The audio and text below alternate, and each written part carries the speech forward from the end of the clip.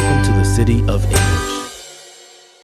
Hello, and welcome back to the City of English. I'm Anna. And I'm Jason. And today, we're not going to talk about grammar.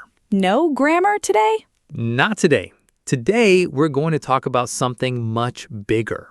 We're going to talk about the voice inside your head. Ooh, I love this topic.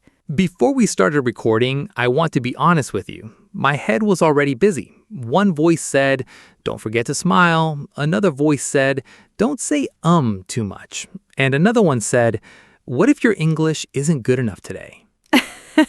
See, this is exactly why we're doing this episode. Because, Jason, even after all these years, that voice still visits you. Every single day. Me too.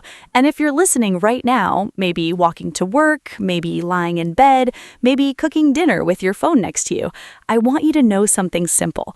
That voice in your head, you are not alone with it. Every person has it, even people who look very confident on the outside.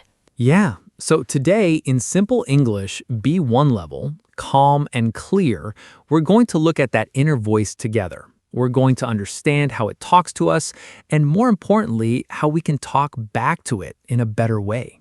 And don't worry if you don't catch every word today. Just relax. Let the ideas sit with you. You can always come back and listen again. And stay until the end, because we'll do our usual word corner, where we take some useful words and phrases from today's talk and explain them slowly with simple examples. If this kind of episode helps you, calm English, real talk, useful vocabulary, please subscribe to the City of English. It really helps us reach more learners like you. And we'd love to hear from you. After this episode, tell us in the comments, what is one sentence you often say to yourself inside your head? It can be something kind, or maybe something you want to change. All right, Anna, let's open the door to this city and walk in.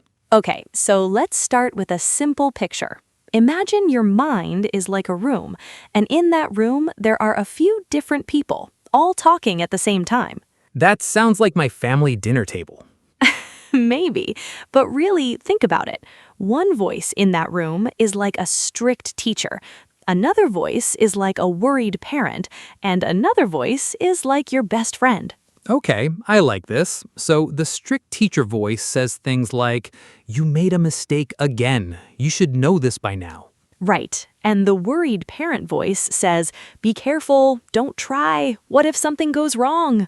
And the best friend voice says, "Hey, it's okay. You're trying. That's what matters." Exactly. Three very different voices, all living in the same head. And here's the important part. We don't choose which voice is loudest by accident. Over many years, one of these voices usually becomes the loudest. For a lot of people, it's the strict teacher. Yeah, I think for many English learners, that strict teacher voice gets very, very loud, especially when speaking a new language. That's so true. And that's really why we wanted to make this episode for the City of English, because language learning isn't only about grammar and vocabulary. It's also about what happens inside your head while you're trying to speak. So today is not "you are broken" or "you need to fix yourself." Today is simply, let's understand the room inside your head. Let's hear the voices clearly, and then let's learn how to make the kind voice a little louder. Let's talk about something very specific. Have you ever made one small mistake and then your mind turned it into something huge? Oh, all the time. Let me give a real example. A few years ago, I was in a meeting and I used the wrong word in English. Just one word. What happened? Well, in the meeting itself, nothing happened. Someone gently corrected me and we moved on in 2 seconds. But in my head, it wasn't 2 seconds. My mind said, that was embarrassing. Then it said, everyone noticed. Then it said, they probably think you're not good at your job. And by the end of the day, I was tired, not from work, but from this storm in my head. This is exactly what we mean by a thought spiral. One small thing happens and your mind adds more and more weight to it until it feels enormous. And the strange thing is, the bigger problem isn't even the mistake itself. It's the fight happening quietly inside your head. Let's bring this closer to English learning because I know many of you listening feel this exact thing. Picture this. You're in an English class or maybe a work meeting in English.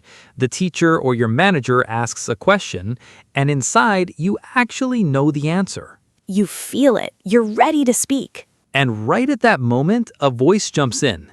What if you say it wrong? What if people laugh? And just like that, You stay quiet. you stay quiet. And from the outside, people just see someone who didn't answer. But inside, there was a real battle happening, and you lost that battle to your own mind, not to English. That happens with messages too, doesn't it? You write a message in English, maybe to a friend, a colleague, or someone you really want to talk to. Oh, I know this one well. You type the message, And then you read it again and again. and the voice says, "This sounds strange. Don't send it." So you delete it, maybe you rewrite it 3 times, and in the end, you don't send anything at all. And then later, that same voice says, "Why are you always so quiet? Why don't you ever say what you think?" It's confusing, right? The same voice that stopped you from speaking is now blaming you for staying silent. It really is like living with someone who keeps changing the rules. And there's one more place this voice loves to visit: nighttime. You're lying in bed, the lights are off, and suddenly your brain decides it's the perfect time to replay every mistake from the last 5 years. Why did you say that? Why didn't you speak up? Why is this still bothering you? And just like that, you feel like you're carrying something heavy, even though you didn't do anything wrong that day. And we want to say clearly, if this is you, you're not weak and you're not unusual. Almost everyone listening right now has felt this exact thing. We've both felt it many, many times. Okay, so we spent some time looking at the harsh voice. Now let's talk about something more hopeful, your kinder voice. We like to call this one your inner coach. Yes, and here's something important. We're not saying delete the harsh voice or never think negative thoughts. That's not realistic, and honestly, it's not even helpful advice. Right, you can't just throw that voice out of the room, but you can invite a new voice in, a calm one that tells the truth but in a kinder way. So let's compare them directly. The harsh voice says, "You failed. You're not good enough." What does the coach say instead? The coach says, "You didn't get the result you wanted. That's disappointing. Let's look at what happened and what we can learn." Notice something. The coach doesn't lie. The coach doesn't say everything is perfect when it isn't. The coach just speaks the truth without cruelty. I want to share something real here. Early in my own English teaching journey, I had to give a presentation in front of a large group, in English, of course. I was nervous. My hands were actually shaking. I forgot a word in the middle of a sentence, and someone in the room noticed. Oh, that feeling. I know it well. That night, my harsh voice was very active. "You looked unprepared. You're not cut out for this. Maybe you should just stop trying." It went on and on. So what changed? A few days later, I sat down and asked myself a simple question. If a friend told me this exact story, what would I say to them? And suddenly, a completely different voice answered. It said, "You stood in front of people and spoke in a second language. That took real courage. Yes, you forgot a word. That's normal.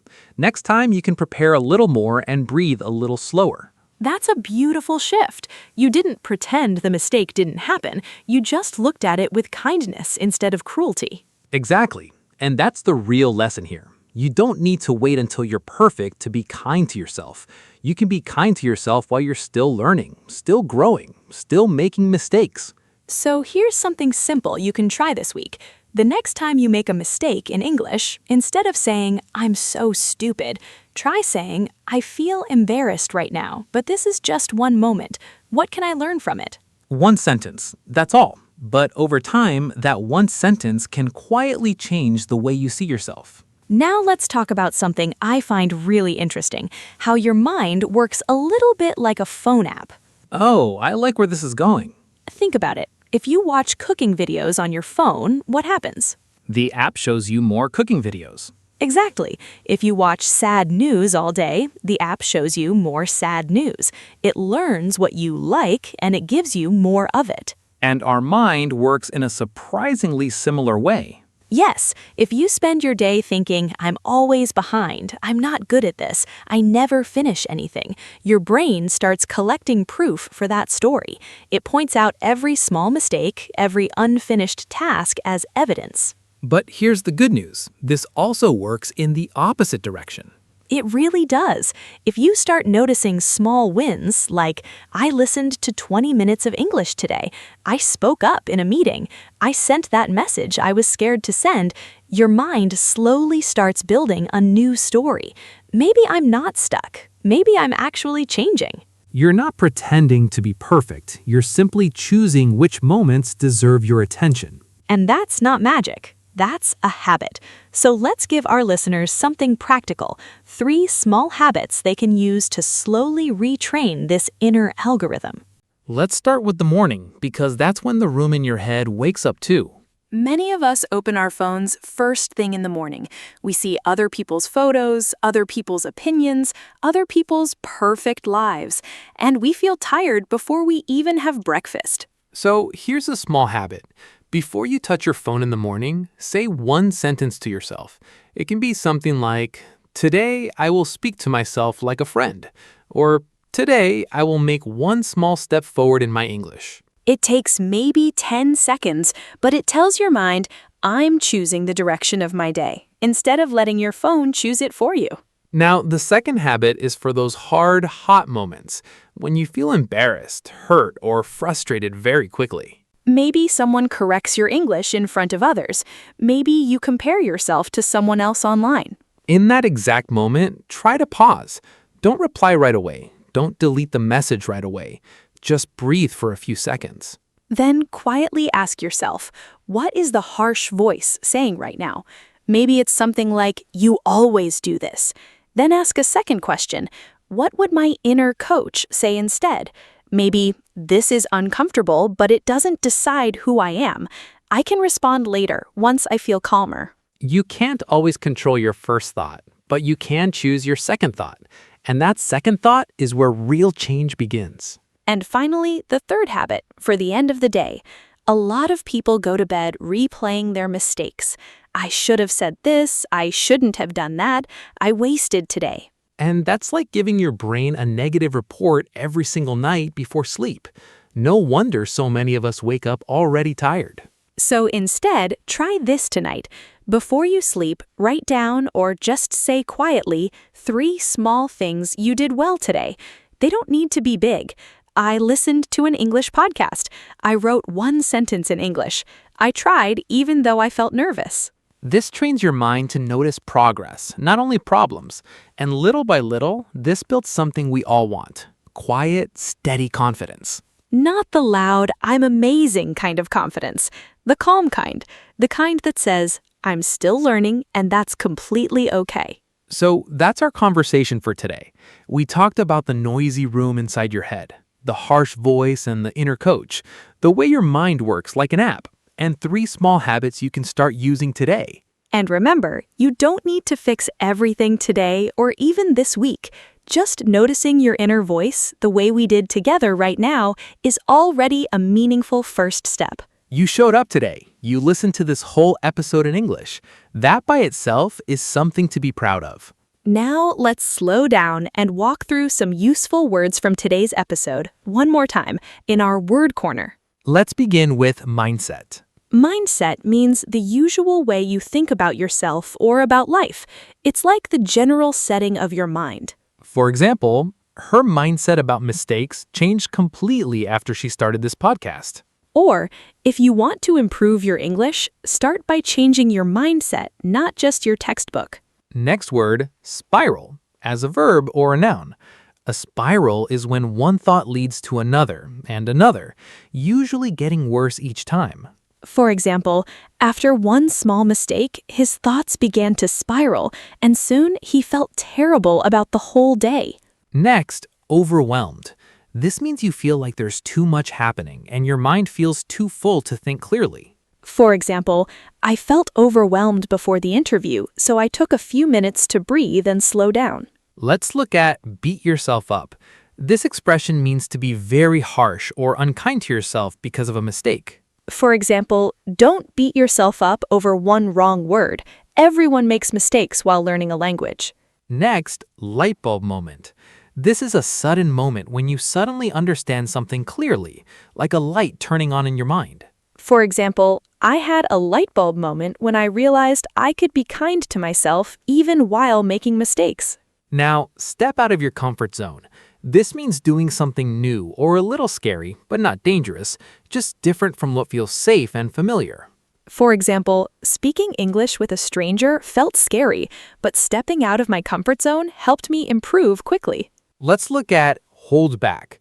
To hold back means to stop yourself from doing something, often because of fear or doubt. For example, her fear of sounding silly held her back from joining the conversation. Next, build up. This means to grow slowly over time, little by little, not all at once. For example, if you practice a little every day, you'll build up your confidence naturally. And finally, bounce back. This means to recover after something difficult and become strong again. For example, after a tough conversation, she took a short walk and quickly bounced back. If you like, choose 2 or 3 of these words and write your own sentence in the comments below. It's a wonderful way to make new vocabulary truly stick in your memory. You don't have to remember everything from today. Just let these ideas sit with you, and slowly they'll become a natural part of how you think and speak. Thank you so much for spending this time with us today. Take care of your English, and take care of that voice inside your head, too. This is Anna. And this is Jason. And you've been listening to The City of English. See you next time.